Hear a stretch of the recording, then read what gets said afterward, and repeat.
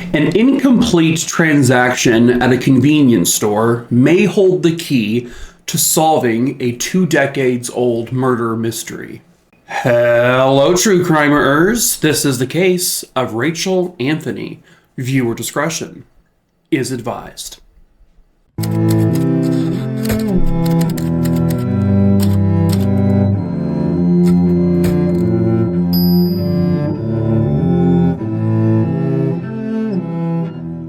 Real quick before we get started, hello, I'm Mike. If you're new to the channel, please subscribe, give this video a like if you're into true crime stuff, you big cuckoo, kachoo, wackadoodles. I tell 3 true crime stories a week here over on YouTube, and hey, I also tell short form true crime stories pretty much every single day over on TikTok.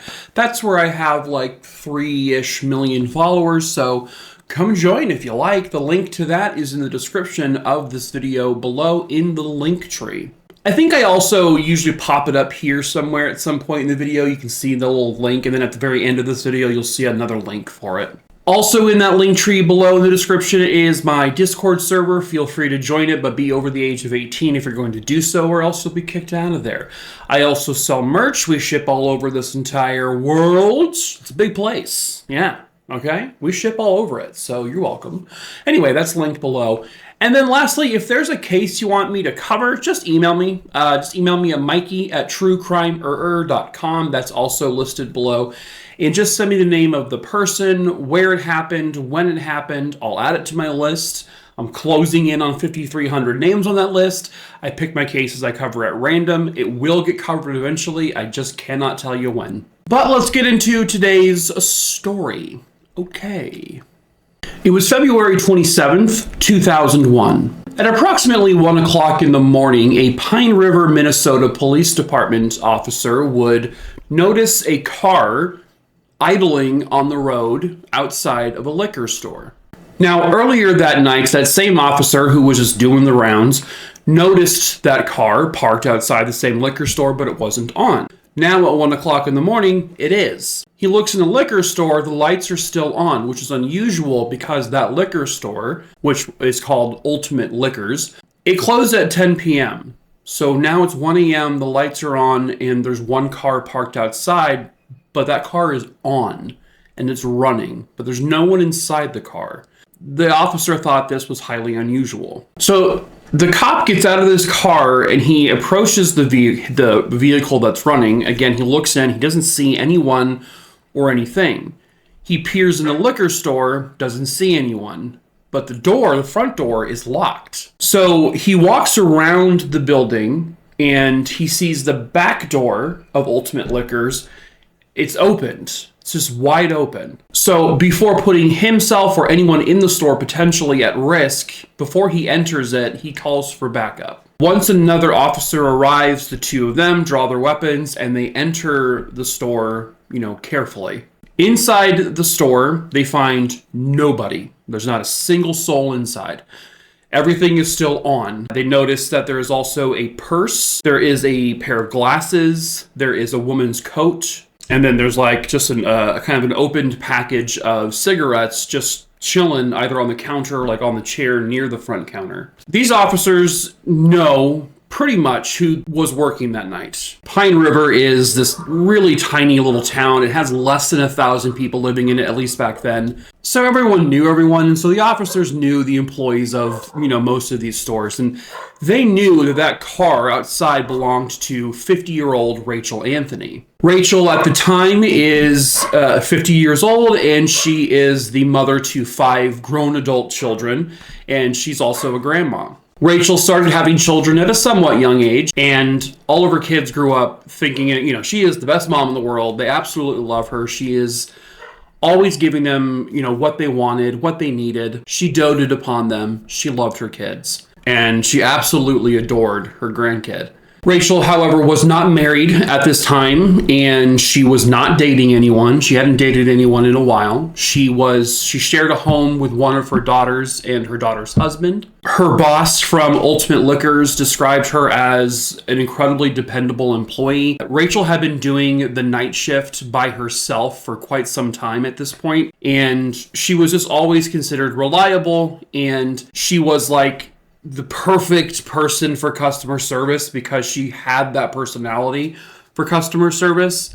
And trust me, you gotta have a personality to work in retail and customer service, because if you don't, they're gonna eat you alive. So when Rachel's daughter, who she lived with, is informed around 1:30 in the morning that her mom seems to be missing, and the police tell her the situation, like, look, your mom's car is outside the store, it's on, and the liquor store is, the lights are on, her purse is there, do you know where she is? Her daughter was like, Jesus, maybe she went out with friends, it's not too unusual, but then why would she leave her car on and everything inside? So that, there was like a brief moment of like, okay, maybe she went out with friends, but then it quickly turned into, no, this scenario doesn't make any sense. Something is wrong, obviously. So the police at this point consider this a missing person and a potentially endangered missing person. Several hours later, when the sun is finally up, the whole entire police force they have there, which isn't a lot, but they, along with volunteers from like other police officers from other counties, as well as family, they start to search for her. They're looking everywhere for her. Again, Pine River is a small little town, and there really isn't many places a person could be, but they search it all, and they just don't find any trace of her. They don't find her body. They don't find her clothing. They don't find anything at all. To make matters worse, it was also freezing cold. There was snow. And so it's just made searching a little bit more difficult. Meanwhile, the police are asking, the family, like, hey, listen, did Rachel have any boyfriends, any jilted lovers, anything like that? And they said, no. I mean, she hadn't been dating anyone in quite some time. Whatever relationship she had last ended amicably. She wasn't seeing anyone as far as they knew. She really wasn't one to go out that much and like interact with, the public outside of her work. She liked to spend time with her kids and her grandson, and she just loved being with family, and that's what she did. She didn't really have or present opportunities to make enemies, outside of any of that. So they really couldn't find anyone that like hated her or didn't like her or anything like that, or felt maybe she wronged them in some way. So as they're interviewing family, friends, coworkers, that kind of thing, they're also looking into the store itself. Now, the liquor store on its own doesn't really yield much physical evidence. There's no like fingerprints. There's no, DNA samples. There's no sign of a struggle. There's no, you don't see any signs of like a fight taking place or that someone was dragged out. Nothing appeared to be out of the ordinary other than Rachel's belongings being left behind and the lights were still on. They learned from Rachel's boss and also her daughters that Rachel had a routine. The liquor store closes at 10. Rachel always would, basically right at 10, she would walk out to her car. She would turn it on to warm it up, especially in the winter months. She goes back inside the store. She would lock the front door. Then she goes and takes all the trash from, the various little trash cans around the store. She takes them out back through the back door, throws them in the dumpster, comes back inside, locks the back door, picks up her belongings, goes out the front door, locks it, goes to her car, and goes home. That's her routine. She always did that. It was robotic almost every single night she closed. And so that's when they realized that if that is truly her routine, the front door was locked, the back door was open, meaning that when Rachel took out the garbage, someone was there and someone took her from that spot. The trash had been thrown away, so they know she got to the dumpster, so she must have been walking back in when she was accosted by some unknown individual. They look into the transactions that were done there at the convenience store, and they can't track down everyone, but they track down as many people as they could based on like credit card purchases, and they clear all those people. But there is one transaction that really stands out, and it's not even a complete transaction. At 9:57 p.m., 3 minutes before the store closes, Rachel rings up 2 items: a pack of Cool cigarettes and a single bottle of Mickey's malt liquor. However, that transaction is not finished, meaning the person did not pay for them. Now, the police did not release this specific information actually until 2022. So initially, they knew this for 2 decades, but they didn't want to reveal it to the public because, any little details they can keep out so that potentially when the actual perpetrator may come forward, they may slip up and say something that may link them to the crime that they would not have heard in the newspaper, which means they would have been the correct people.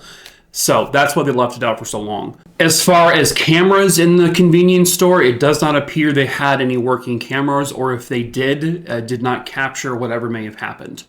And they didn't capture whoever this individual was who purchased the cigarettes. Or maybe they do have images and they're just not sharing that. I don't know, but I don't see any record of cameras being utilized in the store.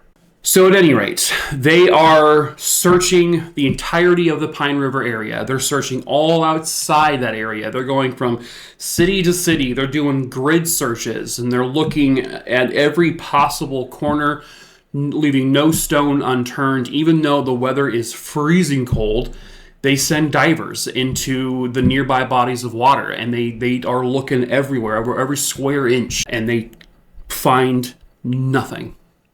Nothing at all. They got helicopters and search planes up in the sky looking down upon the entire area. Nothing. Search dogs are used, scent dogs, and again, no trace of her is ever found. Police have no choice at this point to believe that Rachel met with foul play, meaning her life was likely in danger if she wasn't already deceased. Nothing was stolen from the liquor store, which is also unusual. There was no money taken from the till, no, inventory-wise, it appeared everything was still there. So robbery wasn't the motive here. Not to mention her purse was still there, her car was there. So the motive had to be something. Maybe it was someone who, maybe it was a sexual assault motive. They weren't really sure, but it wasn't robbery.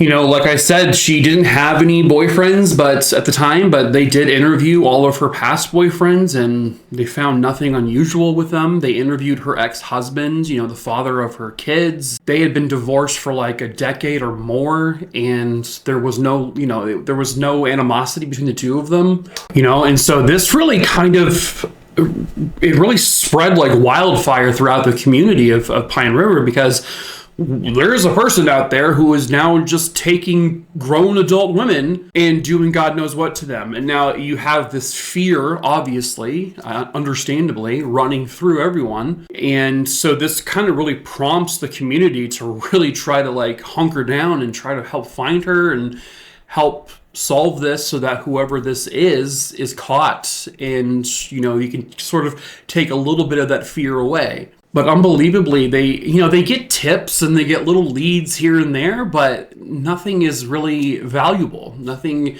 leads anywhere. And it's just kind of unbelievable that there wasn't even a witness. No one saw an actual altercation taking place. They did get tips about certain vehicles that were seen near Ultimate Liquors somewhere between 9 p.m. and 10 p.m. that night. There was a dark blue Ford Taurus, a black Chevy Suburban, and also a pickup truck.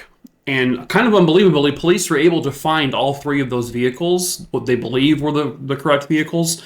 They tracked down the owners, they interviewed them, they did everything they could, and they cleared all of them as well. They also interviewed those people as witnesses, hey, did you see anything unusual? And all of them are unfortunately not. Police then put out a $10,000 reward, because money talks, money helps. Listen, we need to find her.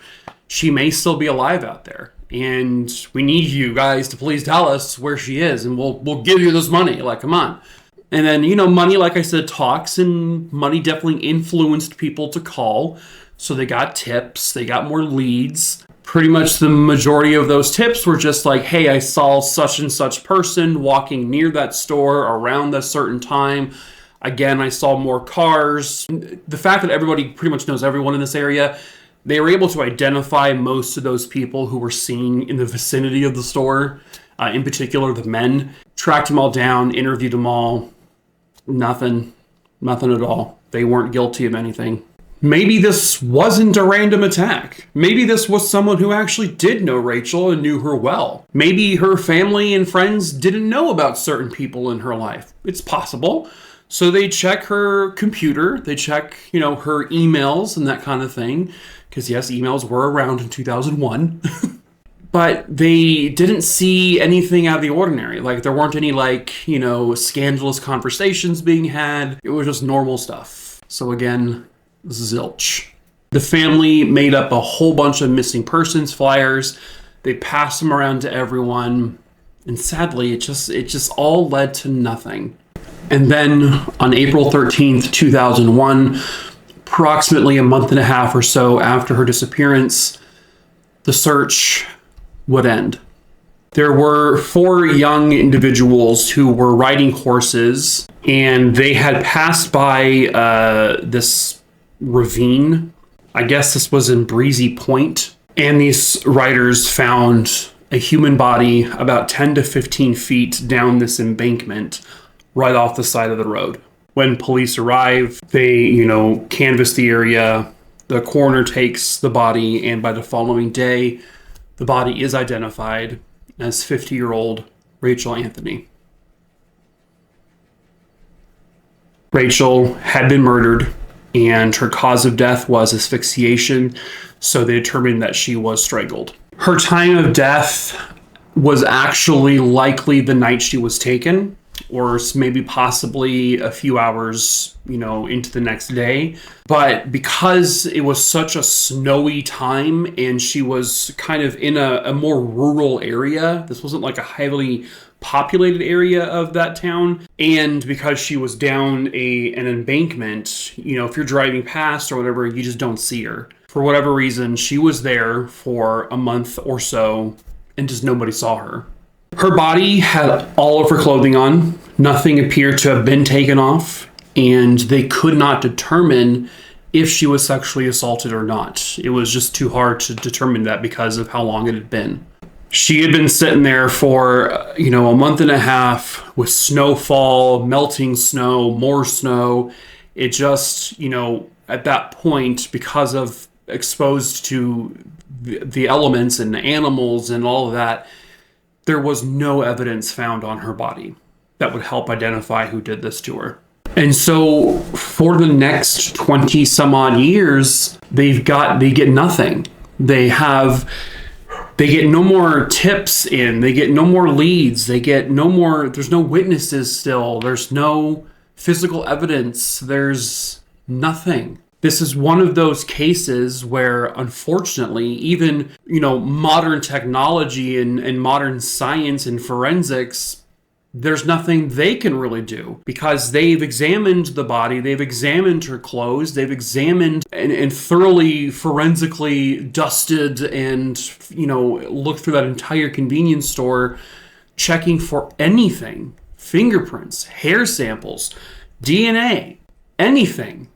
And they have got nothing. This is one of those cases where they have nothing to go off of. The only thing they have is the big thing they revealed in 2022, that last purchase at 9:57 p.m., the person who bought that Mickey's Malt Liquor and Cool Cigarettes, 2 brands that weren't exactly a super popular brand. They were going to purchase those items, but then the transaction never finished. Police believe that person who tried to make that transaction has to be the one who did this to her. But then I'm thinking to myself, if her routine was to go outside at 10 p.m. When the store officially closed, and she goes out to her car, turns it on, comes back in and locks the door, and then takes out the trash, and that's when she's accosted, what happened between 9:57 and then 10 p.m. in that 3 minutes? Why was that transaction not completed? Why wasn't it paid for? Were the items there on the counter? I'm actually not sure. I don't know if that person took the items or not. But there's that 3-minute window. And because they said that she's always very on time. She closes the store at 10 p.m. on the dot. And so what occurred there? Did the person say, oh, never mind, I can't afford it, and then left the store? And then, had seen Rachel and said, yeah, you know what? I want I want to take this one, you know, some sick individual. Maybe they said that and they said, you know what, I can't afford this, and so we'll put it back, whatever. Maybe that person leaves. Rachel follows him out to go turn on her car and then go back inside and lock the door. And then that individual goes around the back, unbeknownst to her, sees her come out and takes her. Is this someone who knew her routine? Possibly. Maybe this person was staking the convenience store out. Maybe it was just random dumb luck for this person.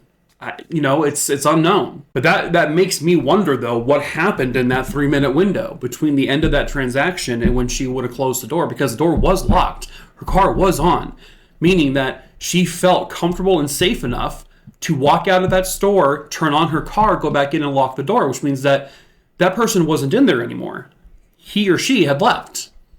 So is that person actually genuinely a suspect? They may not even be a suspect. Maybe they just didn't finish the transaction and left, and someone else totally else came by and saw her outside and took her. But police want to know who that person is, that man or woman who purchased that at 9:57 p.m., because that person may be a witness. Maybe they saw the person who drove up, who would eventually take her. I mean, that would have been it would have happened within 5, 6, 7 minutes of that transaction taking place, is when she would have been taken. Somebody somewhere out there knows the truth. Somebody knows who walked into that Ultimate Liquors store on February 27th, 2001 at around 10 p.m. Somebody knows who tried to make that transaction shortly before 10 p.m. And that somebody is the person who made that transaction. And police just want to know who you are, especially if you're not guilty. Because the information you may have may be extremely vital to solving this. As I'm saying that, though, the odds are is that last transaction let's be real, is probably the one who did this, the one who took her, the one who killed her. At the same time, somebody somewhere out there still knows who that person is. Killers love to talk. They always talk. They always brag about something. They always slip up something. And so I have to believe that there's someone out there who knows who did this to Rachel Anthony. Perhaps the person who knows is you.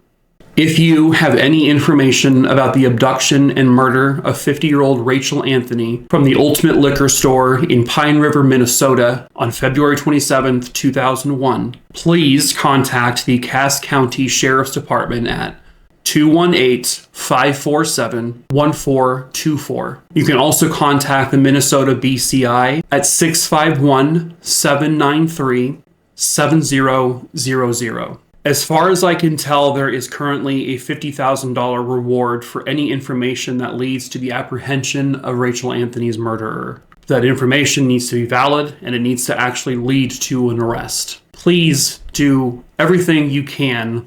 Think way back in the memory bank. And if you know anything about this case, please call. Her 5 children, her grandchildren, her family, all of them, her friends, the community, they need to know who did this. Rachel Anthony deserves her justice. But that is it for this case. True crime, a Rooney Dooney Dingleberry Dongle Dong. Dongle Dongs? Gross. Hope you found it interesting. As usual, please subscribe to this channel if you're new. Also, follow me over on TikTok. The links are going to be up here in the link tree below. Yada, yada, yada. Bada bing, bada boom, bada boom, bada bing, bada boom, bada bing, bada boom, bada bing, bada boom, bada bing, bada bing, bada bing, bada bing, bada bing. Stop it. Stop it. Okay. Hi.